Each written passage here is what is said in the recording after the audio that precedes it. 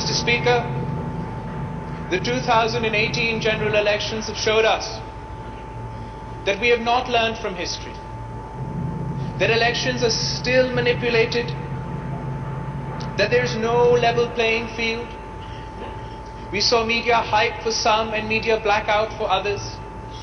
We saw some candidates get their results within 2 hours and others it took 3 days. There was pre-poll rigging, Mr. Speaker, and there was post-poll rigging. Form 45s are missing to this day. Polling agents were kicked out of polling stations across the country.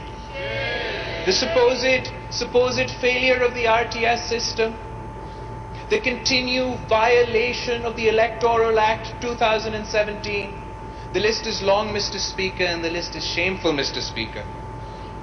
Despite our reservations, despite having rejected the electoral process, the Pakistan People's Party decided to be a member of this House, to take part of the democratic process, to not allow for any untoward incidents towards our fragile democracy. And we took it upon ourselves to approach other political parties who had not only rejected the results, but also refused to be members of this House. And I thank all opposition parties for agreeing to be part of the democratic process, for agreeing to be part and members of this Parliament, and I believe that the Prime Minister too should thank opposition parties, Mr. Speaker. For if it wasn't for the opposition parties, Mr. Speaker, you would not be sitting on your chair, the Prime Minister would not have his chair, and Khuda na khasta we'd be facing a constitutional crisis. The Pakistan People's Party has always preferenced parliamentary supremacy, always guarded democratic rights, but this does not mean that we will let anyone get away with the discrepancies of this election, and we therefore join all other opposition parties in demanding a parliamentary commission to investigate these discrepancies. This commission should be formed with members of both houses of the National Assembly and Senate of Pakistan. Let the truth come out, Mr. Speaker. And it's beyond just accusations of election rigging, Mr. Speaker. We must assess what it has cost for Khan Sahib to take this space today. Because it has cost us dearly, Mr. Speaker.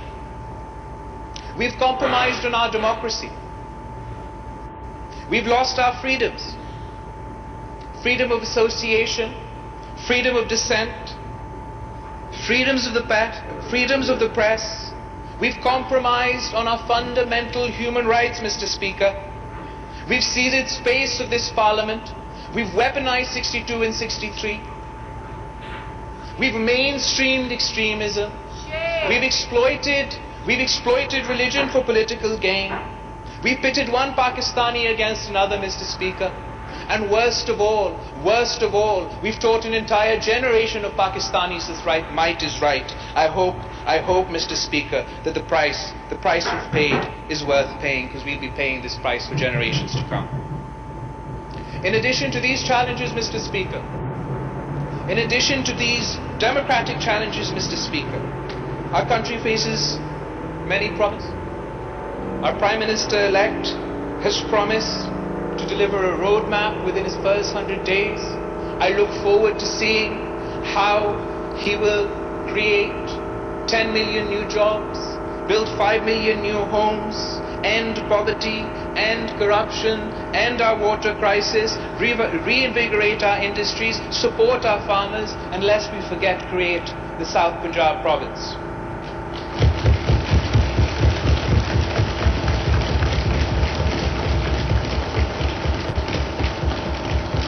Our economy is in a dire straits, Mr. Speaker. We're drowning in debt. We have an economy that works for the few and not for the many. It is in need of radical reform. I'd like to remind the Prime Minister-elect of some of the promises he made.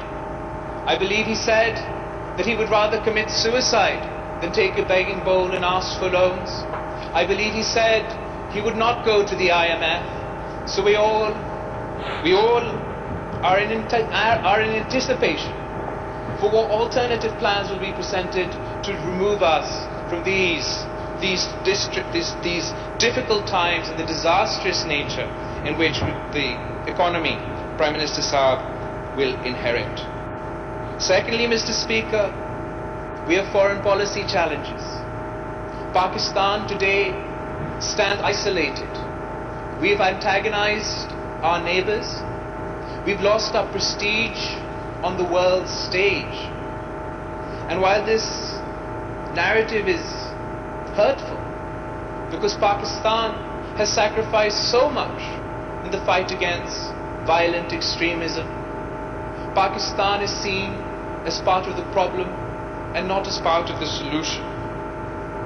And while I'm sure the new government will take all efforts to take Pakistan's narrative to the world, to explain Pakistan's position in the world, we also must find the courage, Mr. Speaker, to look inwards. We must find this courage to look inwards and address our own faults. If we do not find the courage to confront violent extremism, it will not only have consequences for our foreign policy, it will not only antagonize the world at large, but it will damage the future of coming generations. It will damage the future of our coming generations in Pakistan. It should be the incoming government's top priority. I believe that the government is committed. I believe that the government is committed to implementing the National Action Plan, and the opposition will hold them accountable to that promise. However, Khan Sahib got here, Mr. Speaker. He is now to be the Prime Minister of this worthy nation. The people of Pakistan are looking to him to solve their issues through us, the democratically elected representatives of the people. मैं वज़ीर आज़म elect को मुबारकबाद देने के साथ साथ ये याद दिलाना चाहूँगा कि वो किसी मखसूस जमात का वज़ीर आज़म नहीं है, वो पूरा पाकिस्तान का वज़ीर आज़म है, हर पाकिस्तानी का वज़ीर आज़म है. He is also the Prime Minister of those Pakistanis he calls Zinda Lashe. He is also the Prime Minister of those Pakistanis he called donkeys. He is also the Prime Minister of those Pakistanis he referred to as goats and sheep.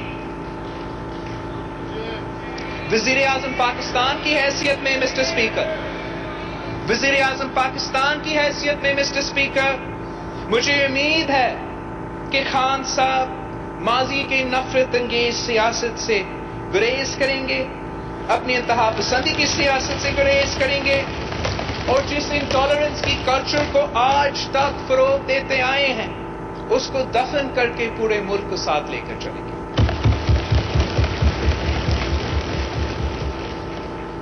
Agar the Prime Minister-elect persists in spreading intolerance, fanning the flames of bigotry, if he undermines the dignity of this House or the supremacy of the Constitution of Pakistan, he will have to go through us, and he will find us opposing him every step of the way. Because the Pakistan People's Party has never and will never compromise on the interests of the people of Pakistan, compromise on the interests of democracy, or compromise on the interests of this great country. However, Mr. Speaker, agar Wazir-e-Azam elect ne constitutional supremacy, parliamentary supremacy और greater public interest को, awam ke masail ko apna maqsad banaya, then he will find us standing in his support. Finally, Mr. Speaker, I'd like to thank and congratulate the Prime Minister-select and wish him good luck.